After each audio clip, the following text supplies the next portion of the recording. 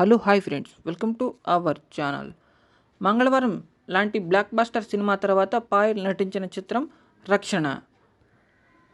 కిరణ్ అంటే పాయల్ తన కళ్ళ ముందే స్నేహితురాలు ఆత్మహత్యకు పాల్పడుతుంది. ఆత్మహత్యకు పాల్పడేలా ఎవరో ప్రేరేపించారని, స్నేహితురాలి పార్థవ శవం దగ్గర అజ్ఞాత వ్యక్తి నోటిలో లాలీపాప్ పెట్టుకొని అనుమానాస్పదంగా కనిపించాడని చెబుతుంది. కానీ పోలీసులు పట్టించుకోరు. అదొక సూసైడ్ కేసు అని క్లోజ్ చేస్తారు.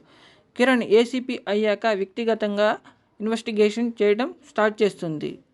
ఈ సినిమా జూన్ 7న థియేటర్లో రిలీజ్ అయిన తర్వాత మంచి టాక్ వినిపించింది.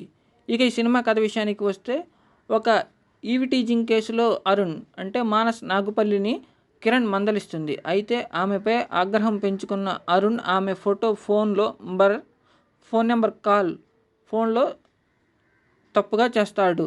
దాంతో అతడిపై నిఘా పెడుతుంది. అనూహ్యంగా అరుణ్ ఆత్మహత్య చేసుకోవడంతో పోలీస్ ఉన్నతాధికారులు కిరణ్ని సస్పెండ్ చేస్తారు.